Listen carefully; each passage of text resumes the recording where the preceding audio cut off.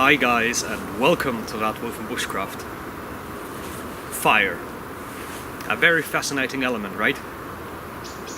Prehistoric man took up a step on the evolutionary ladder by discovering and using fire, and for thousands of years we have been using fire to keep ourselves warm in the cold, to illuminate the dark, to cook our food, and to boil and sterilize our drinking water. Furthermore, fire is very pleasant to watch.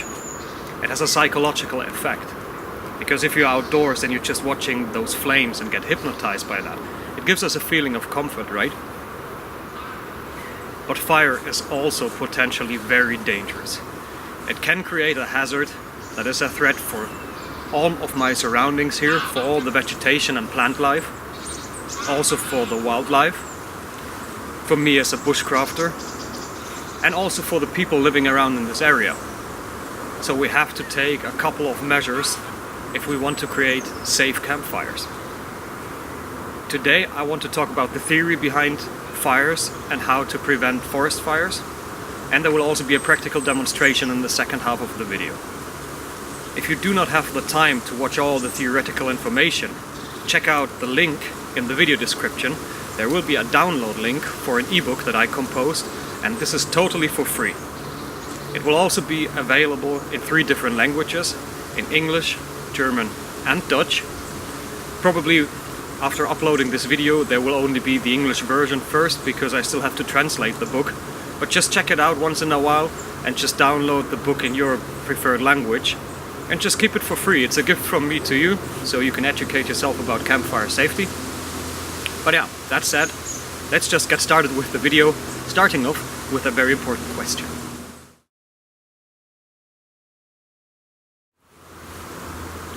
What is fire? How would you answer that question? In order to understand what fire is, we have to look at the chemistry behind it. There is a chemical process which is called burning. And if something is burning, a flame comes into being, and basically heat and light are emitted. Let's have a look at the following graphic, right? This is the so-called combustion triangle. This is very important to learn, because from the combustion triangle we do understand how fire comes into being. In order to create a fire, we need a certain mixture of all of the 3 components of this triangle, which are oxygen, fuel, and temperature or heat. This is really important to understand, because if we take a look around here, there's fuel everywhere. The trees, the leaves on the ground, my clothing, my hair, my skin, this pouch, all of that is fuel. And all of that is also surrounded by oxygen, because our atmosphere is made out of oxygen predominantly. So realizing this means that we also realize that it just needs one tiny thing to start off a fire, and that's enough temperature or enough heat. And just to give you an illustration how that works, let's say you're using a flint striker, like a ferro rod or just a flint stone with a piece of steel. That tiny spark contains enough energy to light up a bird's nest, right? Probably you've done this before. So this tiny piece of temperature or heat and energy you put into a fuel material surrounded by oxygen triggers the fire. The same accounts for the bow drill. If we're using a bow drill, by friction we create temperature and hence the fire. What also works, over there's the sun, and if we would take a magnifying glass and bundle the light that comes through and concentrate it in one spot, it could set all those leaves on fire, technically, right? Because we're just putting temperature or heat into our fuel substance that is surrounded by oxygen and hence combusts and burns up in flames.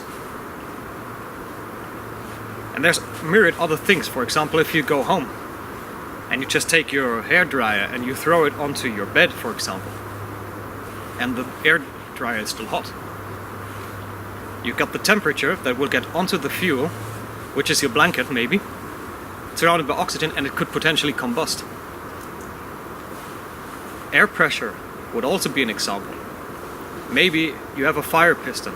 If you don't know what that is, I will show it to you in a second. By compressing air, you can start a fire with a fire piston too. So just by compressing oxygen, you create enough friction and temperature to ignite some material, right? This is all really important to understand, because only from there we can take proper preventive measures. And in order to do so, we have to ask ourselves a couple of questions. The most important question, in my personal opinion, that we need to ask ourselves is the following. Is a fire an absolute necessity in my current situation? Why is this question so important? Well, let's have a look around. I'm in a forest with birch trees, highly resinous trees. There's a lot of leaves on the ground, and we have about 1 to 2 degrees Celsius. It's a November month, and everything is damp and wet. As I'm cold, I would like to make myself a cup of tea or a cup of coffee. The big question is this cup of coffee essential for my survival? Is it just for personal comfort, for recreational purposes, so to speak? And is a fire really necessary in these type of environments? Then just compare this to a situation in which you would go to Alaska or to the Canadian boreal forest. Let's say we have about minus 25 degrees Celsius, it's a damn cold winter month, and you're out in the snow and you need to stay warm in order not to get hypothermic. Would a fire be an absolute necessity then, or not? The answer is pretty simple, right? Then compare this to a scenario in which we would go to the same area right here, and it would be a summer month, let's say June, with about 25 degrees Celsius plus, and it would be bone dry around here. So the trees would be dry, all the leaves would be dry, all the grasses dried out, and I'm out with a couple of friends and I just want to have a couple of beers and build a campfire just for our recreational use. Is this a necessity? I don't think so. So what do we learn from that question? Different scenarios are asking for different types of assessment, right? So if we realize this and we really take this to our hearts and we really live by that, we already do a great deal. There also is a different question that you need to ask yourself, in my opinion. Is my fire proportional to the purpose it needs to fulfill, or the task it needs to fulfill?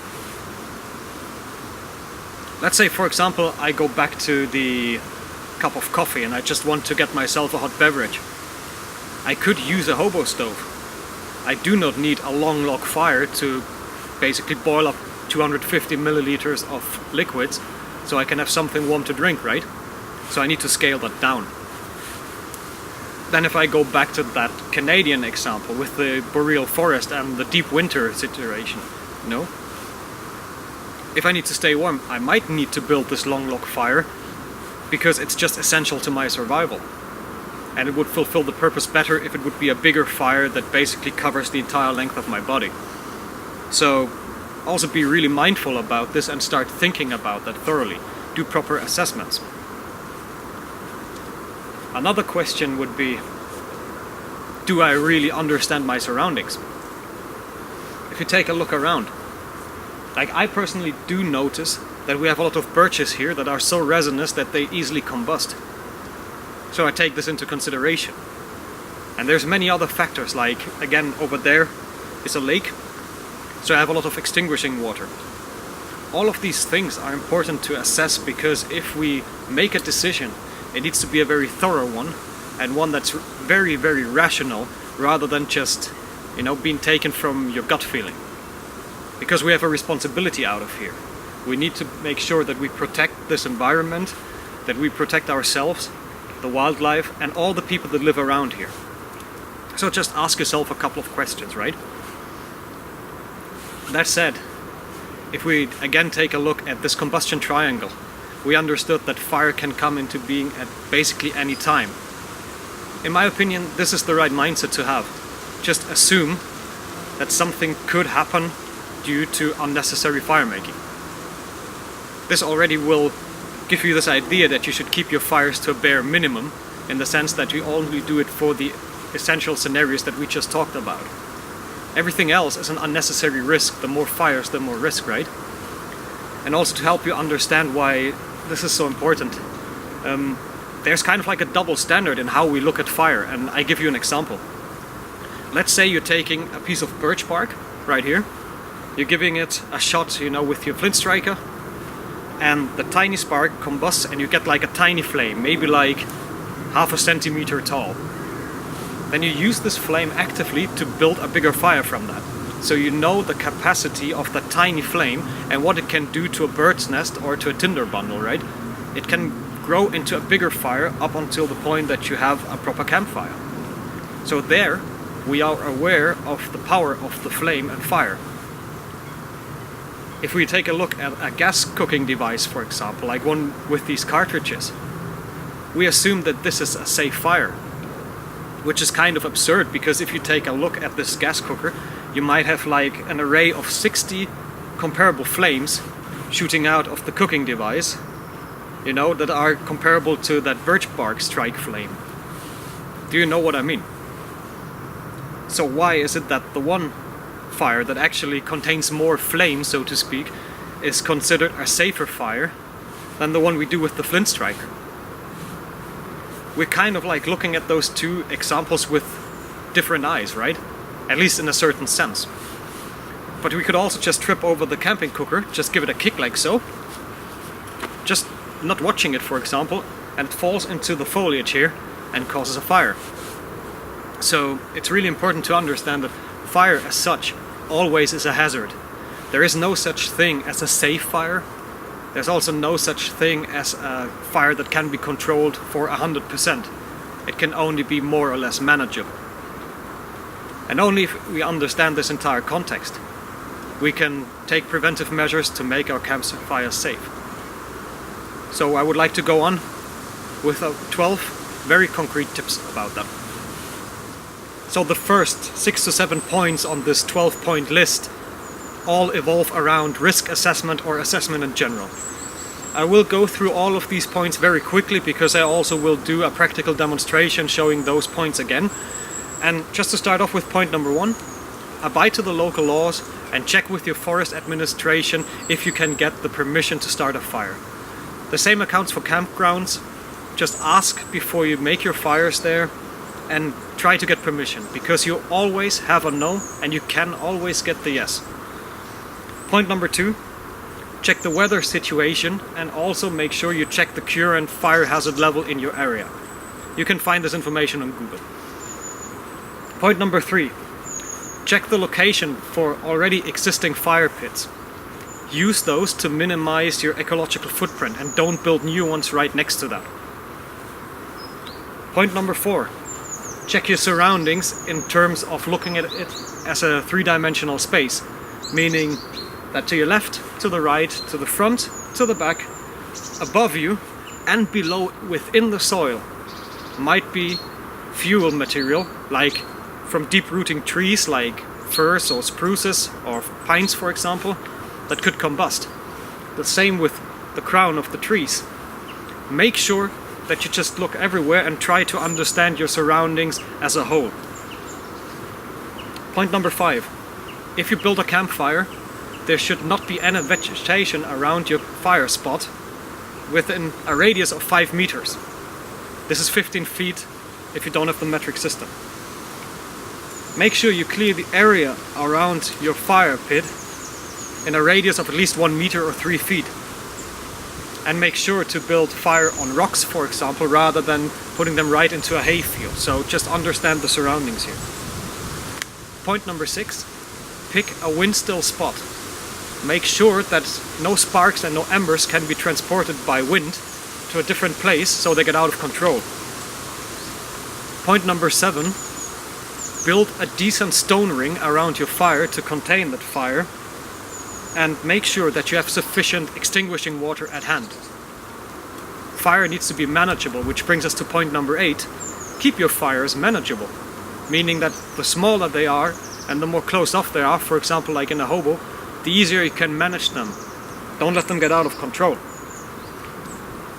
Point number 9, keep fuel and other items that might combust at a safe distance. I would recommend 1 to 2 meters away from the actual fire pit. Number 10, let the fuel burn out fully before you start extinguishing. Never leave embers behind, whether they're extinguished or not. Point 11, if you are running out of water, mix a tiny bit of dirt into the embers and stir that around, but do not cover them, because then they will contain the heat. Just make sure that you diversify the heat with a bit of sand or so that the cooling down type of process is a little quicker. And number 12, the most important, before you leave your campsite and also your fire pit, make sure you feel to the touch with your hand whether the fire is completely out and whether there's no more heat emitted by your fire pit. So much for the theory. Thank you very much for watching up until now. Let's get to the practical part. I'm going to show you that stuff in practice. Off we go. So, for picking a proper spot to make a campfire, I came from the bushes over there and went right here to that spot here where I'm close to the lake, so I can get water to extinguish my fire later on. That's really important, because if I would have to get the water here and just transport it all the way back over there, this would become an issue, because I'm just carrying a canteen, and a canteen can just contain 750 milliliters. That's not a lot. And also for the soil. If we take a look here, there's a couple of rocks that I can use later on to just build a fire pit here, or basically like a stone circle that helps me to contain and manage the fire.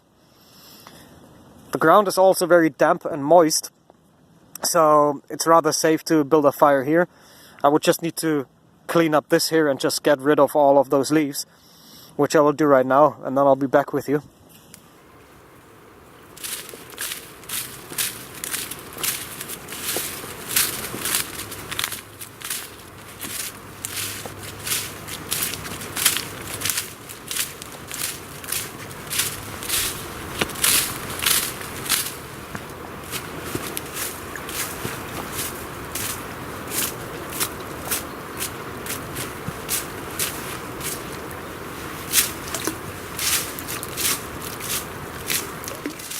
So this is what the fireplace looks like now. Just to compare it to the ground as it looks like regularly, I removed all of the leaves in a radius of about, like, let's say 50 centimeters from the center of my fire pit, simply because that fire is going to be really small. Look, it's just like the size of my hand. I built a stone circle here just to make sure that I can manage and contain the fire. I will just do a little more detailed work, you see, just make sure that I'm going to remove more material here so that I can get about that distance of cleared ground, and then I'm almost ready to start my fire here. Just another word, if I do look around, like, all of that stuff is combustible, so what's not particularly safe here is that we have growth right up on the fire, so I need to really make sure that this fire stays as small as I can possibly make it. But the spot is still better than just going in here, see, and then being right here in the bush. So when we talk about minimizing risks, this is the best choice that I can make right now. Look what I just found. What a coincidence, huh?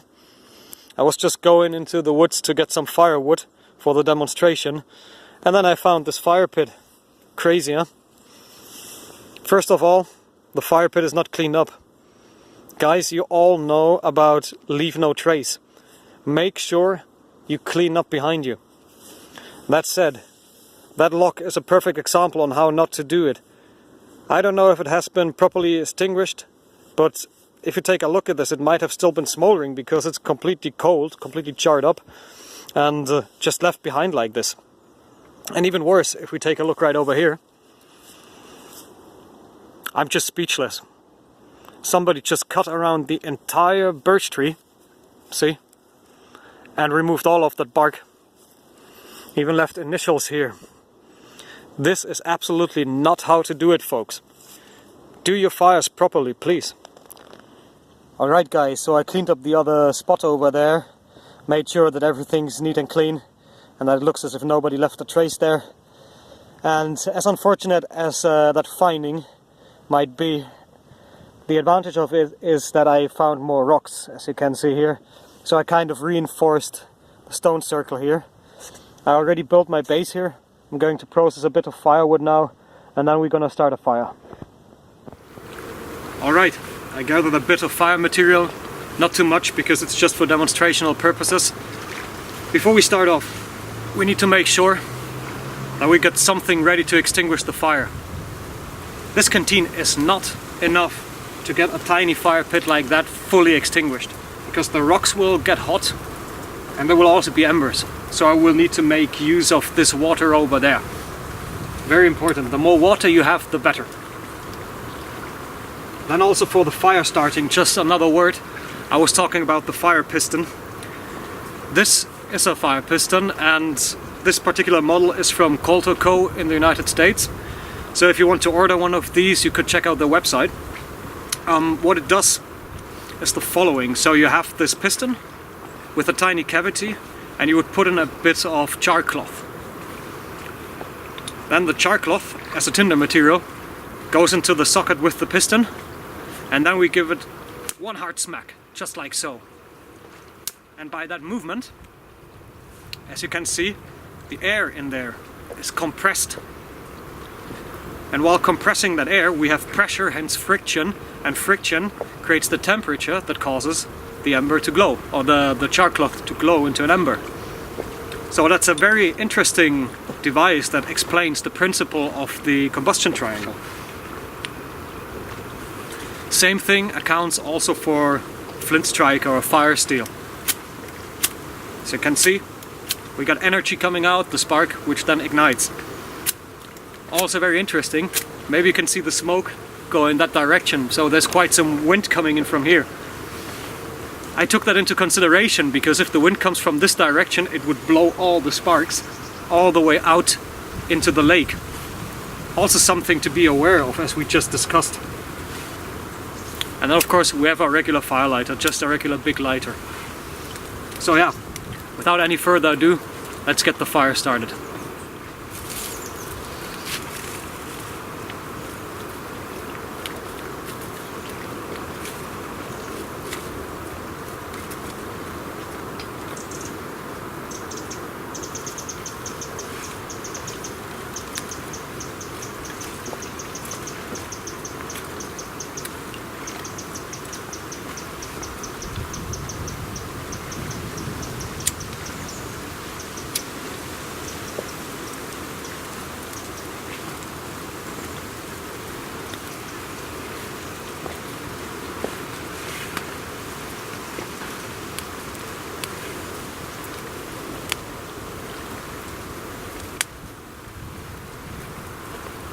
As you can also see right now, there's not a lot of flames coming out, but soon this will develop into a full fire.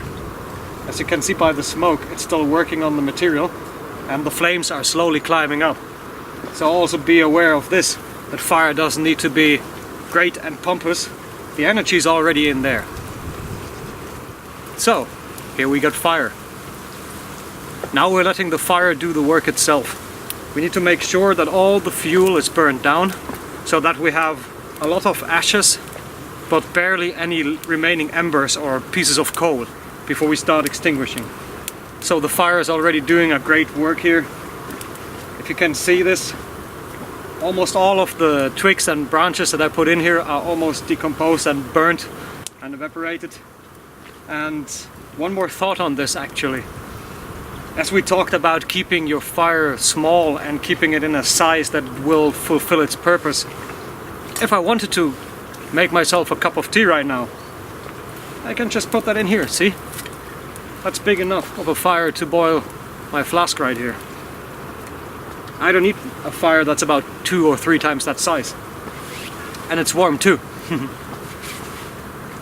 Anyway, also a thing that is important, get yourself a pokey stick. Just realize this right now, because as you can see, the fuel is kind of like collapsing so we can manage and control the fire by just pushing it back into the core so it can burn down. Always handy to have a pokey stick. So here's another close-up. As you can see, almost all the fuel has burned. All the white pieces are ashes. Everything that's black is still kind of charred and resembles more of a coal. It's more compact and could still glow or burn. So we let the last tiny flames that we see in here do the work and just devour all of that fuel, and then we're gonna extinguish that. So this is about 20 minutes later, and as you can see, those coals or embers are still very well active. Gives you a great impression on how dangerous fires can be, as far as there are no flames since like 10 to 15 minutes ago. And if you take a look at this, that's still so hot, like I could still cook on that. And it could last for another couple of hours, if not longer, and would radiate enough heat to cause a new fire. Just let me show you by actually putting some oxygen in there so you can see the coals.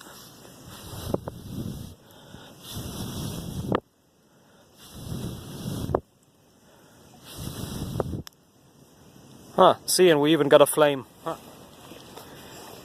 Right, so as you can see, we have a lot of ash here, barely any more embers, so we can start extinguishing. So we take some water and we're slowly pouring it in. See? I'm trying to spread all of that water around the fireplace to get to every point.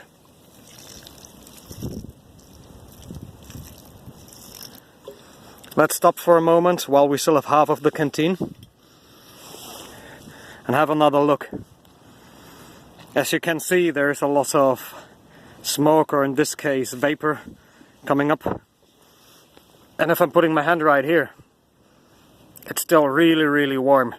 So what I need to do is I first feel with the palm of my hand and then with the back side of my hand, because that's more sensitive to heat.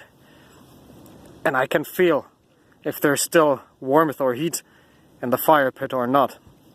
And at that moment, believe me, it's almost as if there were still embers in there, because the water's just not enough to remove all of that heat that is contained within that base.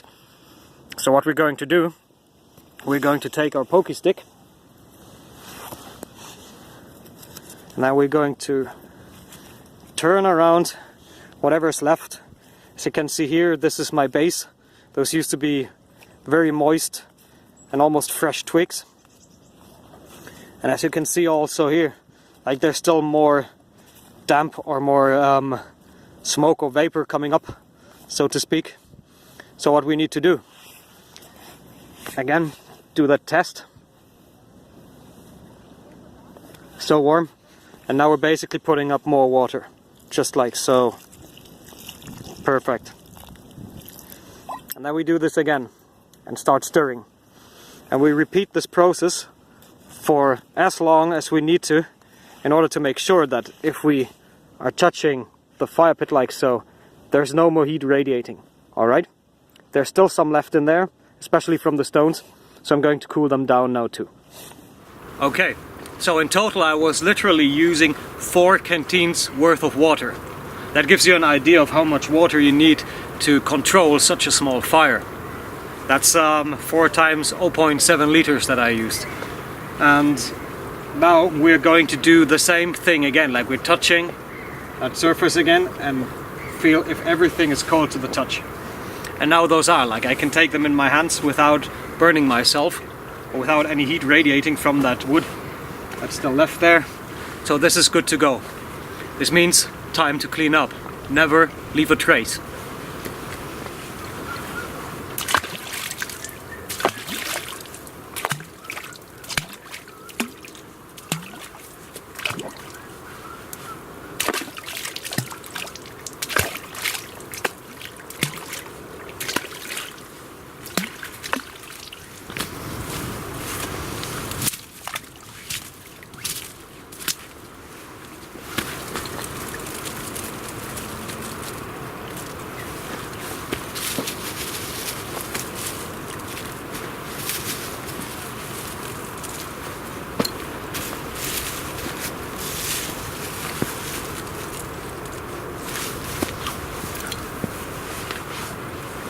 and we're done.